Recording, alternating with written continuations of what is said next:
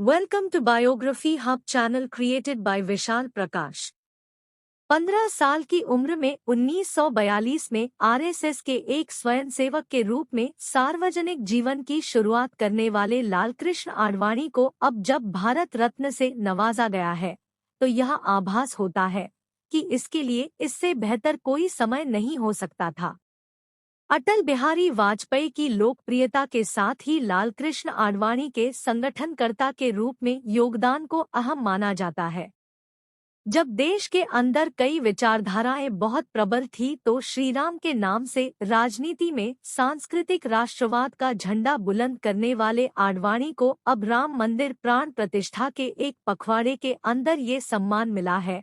और यह भी बहुत सहजता से कहा जा सकता है कि आज के दिन देश में आडवाणी के नाम का कोई विरोध करने वाला भी नहीं।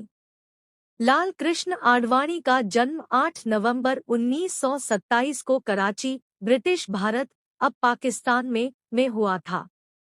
वह भारतीय जनता पार्टी भाजपा के संस्थापक सदस्य और 2002 से 2004 तक भारत के उप प्रधानमंत्री थे। लाल कृष्ण आडवाणी पिछले कुछ दशकों में भारतीय राजनीति में प्रतिष्ठित शख्सियतों में से एक है और 10वीं और 14वीं लोकसभा में विपक्ष के नेता रहे। 1998 से 2004 तक भारतीय जनता पार्टी के नेतृत्व वाली राष्ट्रीय जनतांत्रिक गठबंधन (एनडीए) सरकार के दौरान अटल बिहारी वाजपेयी के प्रधानमंत्रित्व काल में उन्होंने गृह मंत्री और बाद में उप प्रधानमंत्री के रूप में कार्य किया। उनका जन्म 8 नवंबर 1927 को कराची, अब पाकिस्तान में श्री किशनचंद आडवाणी और ज्ञानी देवी के घर हुआ था। लालकृष्ण आडवाणी का परिवार सिंधी हिंदुओं की आमिल शाखा से था। लालकृष्ण आडवाणी के पिता श्री किशनचंद और माता ज्ञानी देवी थी। उनकी छोटी बहन शीला है। उनके घर पर घोड़े से चलने वाली विक्टोरिया कार थी। बाहरी लोगों को यह एक हैसियत का संकेत लग सकता है।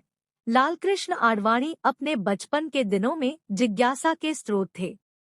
लालकृष्ण आडवाणी ने अपनी स्कूली शिक्षा कराची के सेंट पैट्रिक हाई स्कूल में की। उन्होंने 1936 से 1942 तक 6 वर्षों तक वहां अध्ययन किया। एक समाज सेवक के रूप में लालकृष्ण आडवाणी का जीवन वर्ष 1947 में शुरू हुआ जब उन्हें राष्ट्रीय स्वयंसेवक संघ कराची के सचिव के रूप में नामित किया गया।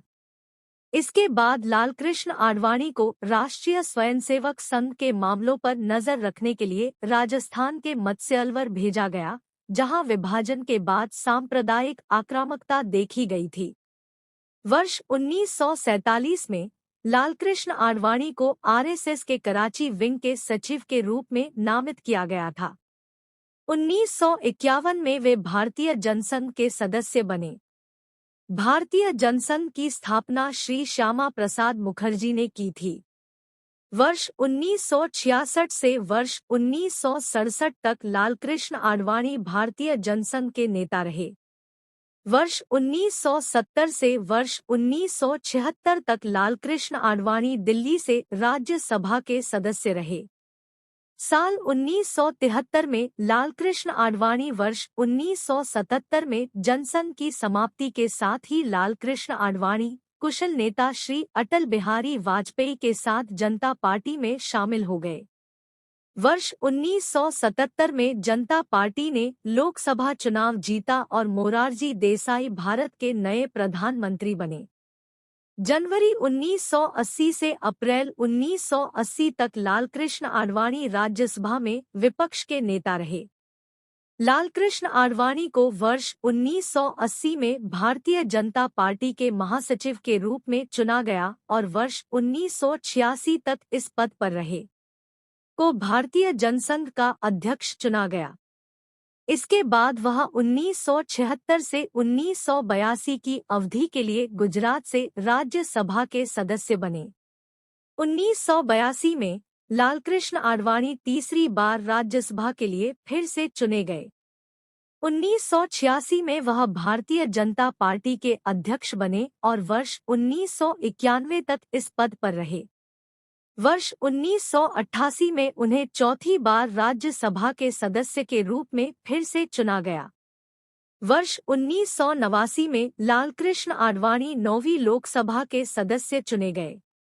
वर्ष 1989 से वर्ष 1991 तक लालकृष्ण आडवाणी लोकसभा में भाजपा के संसदीय दल के नेता रहे। वर्ष 1990 से वर्ष 1991 तक लालकृष्ण आडवाणी भर्ती एवं शर्तें नियम 1955 के अनुसार लोकसभा सचिवालय समिति में समीक्षा के अध्यक्ष थे।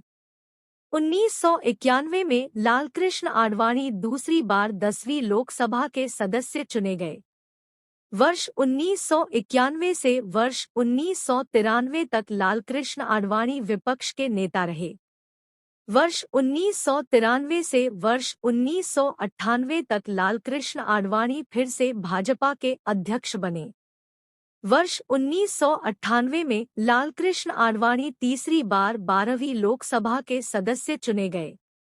वर्ष 1998 से वर्ष 1999 तक लालकृष्ण आडवाणी केंद्रीय गृह राज्य मंत्री रहे। वर्ष 1999 में लालकृष्ण आडवाणी को चौथी बार 13वीं लोकसभा के सदस्य के रूप में फिर से चुना गया। अक्टूबर 1999 से मई 2004 तक लालकृष्ण आडवाणी केंद्रीय गृह मामलों के कैबिनेट मंत्री थे।